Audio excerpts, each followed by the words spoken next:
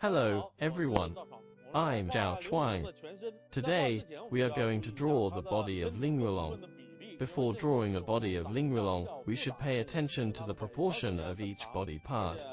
It was an animal with complicated looks. It had a long tail, which suddenly became thin in the middle. Its tail accounted for half of its body length, and its neck was as long as its trunk. So when drawing, we should start with positioning each body part in the picture. We are going to draw a Lingwulong turning its head to look back, so its body would be divided into 4 sections from this perspective. Among the 4 sections, its head and trunk each account for 1 section, and its tail accounts for 2 sections. If you observe from this angle, because of the perspective relationship, this section in the front becomes elongated, and the following sections become shorter in turns. We should note that, when drawing from this angle, as we'll draw the instant when its head is turning back, its head in the picture should be positioned first. Before drawing, we need to compose the picture, and locate its head, trunk, and tail, so that we won't make mistakes in the end. Now, let's draw the body of Lingwulong. We begin with its head. First, let's draw a tiny eye here. As it had a small head, the eye on the other side couldn't be seen, so we only show its outline.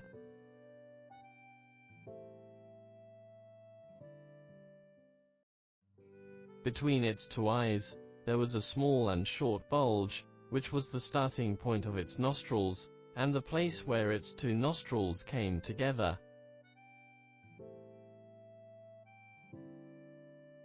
Forward, let's draw its nose.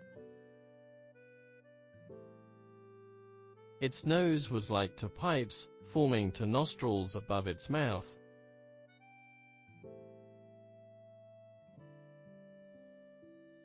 Then, let's draw its beak-shaped mouth.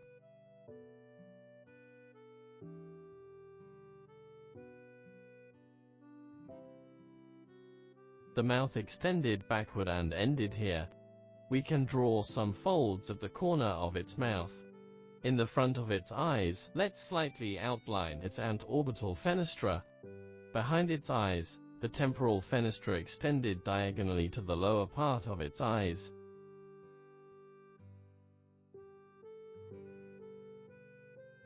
Then, let's draw its lower jaw, followed by its teeth. When it closed its mouth, the upper teeth would expose. Before moving on to its neck, we can finish drawing the top of its head.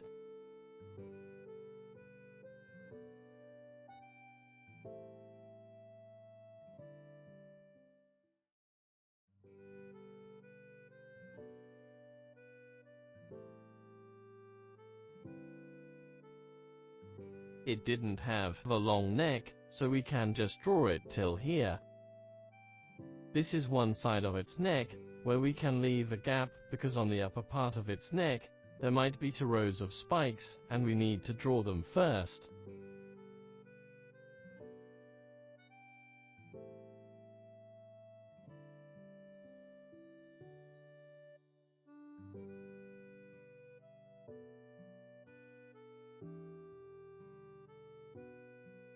Then let's draw the muscles of the upper part, on the 2 sides and of the lower part.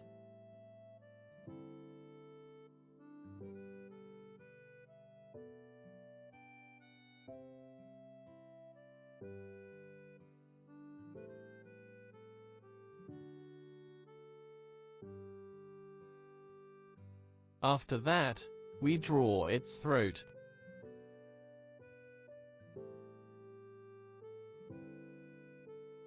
In the lower part of its throat, we can draw some thin lines to show the folds.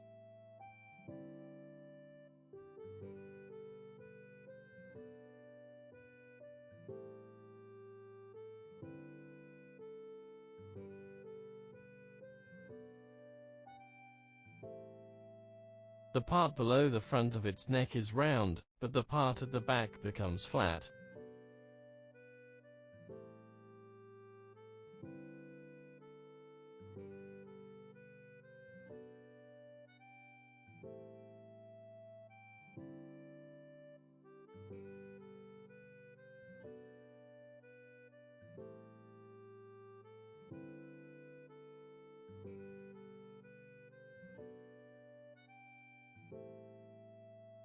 Now, let's draw the muscles as moving back. These were its shoulders and the shoulder blades were inside. In the front of its shoulder blades, there were its coracoids. The two coracoids formed its chest.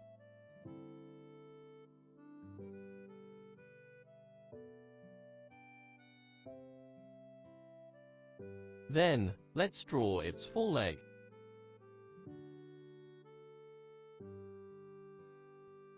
The upper arm.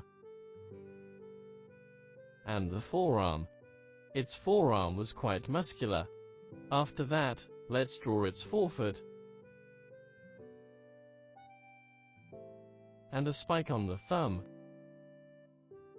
This is the arm on the other side.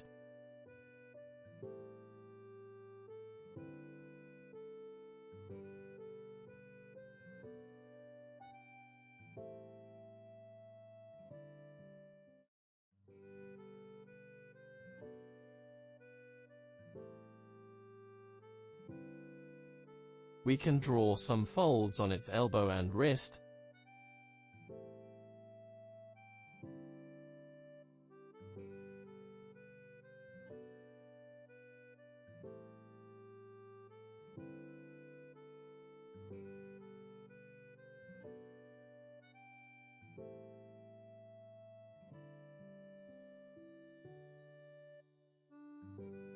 And at the back of the arm.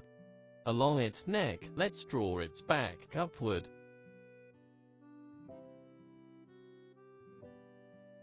The neural spines on its back were high up.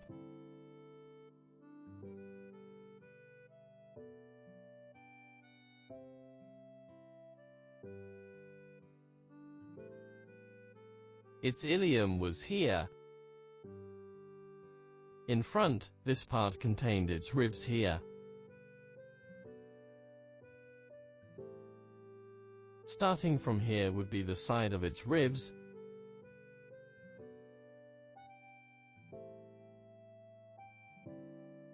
And then its big belly. Then, we come to its leg.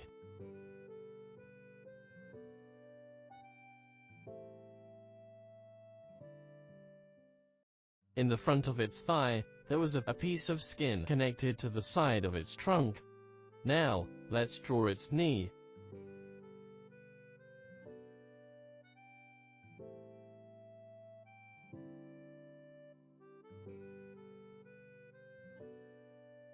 Shank.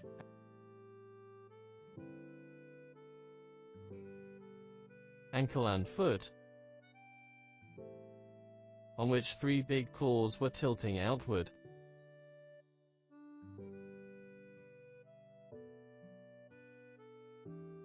Then, let's draw the other foot.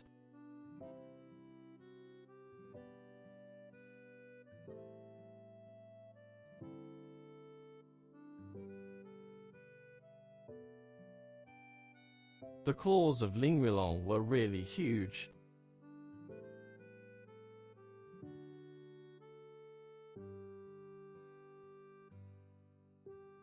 Now, let's draw its tail.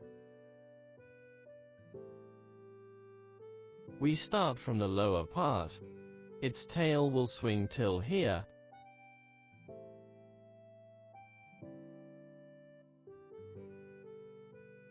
The end of its tail was thin and long. Then let's draw the upper part of its tail.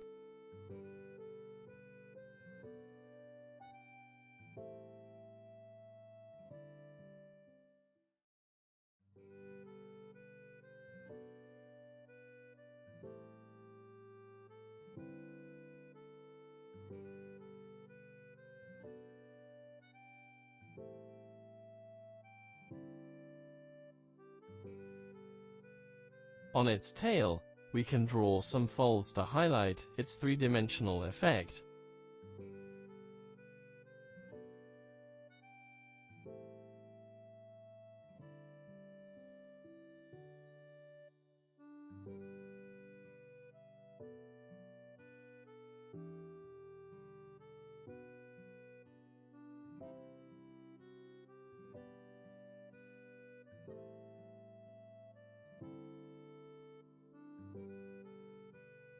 On its back, let's draw some spikes.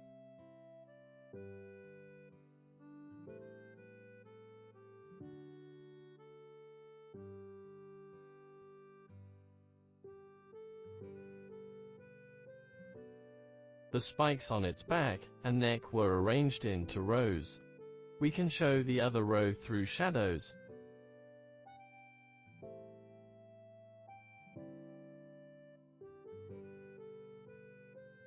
Here, they merge into one row and extend till the end of its tail.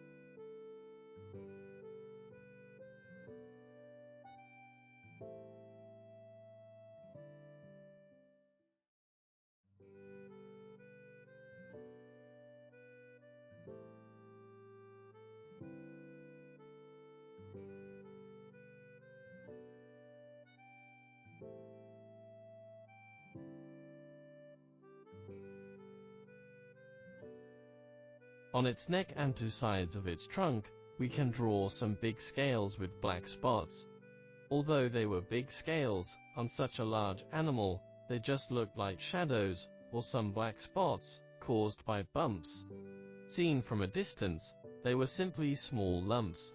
These scales might be densely distributed on its shoulders, like the known skin of Diplodocus.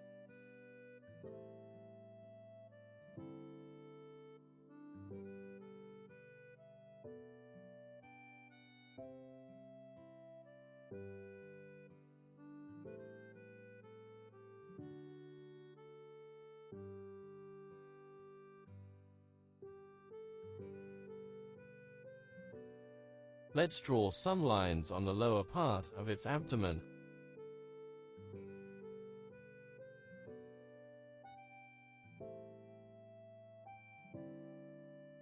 Lastly, let's add some details on its arms, and extend such big scales all the way to its neck.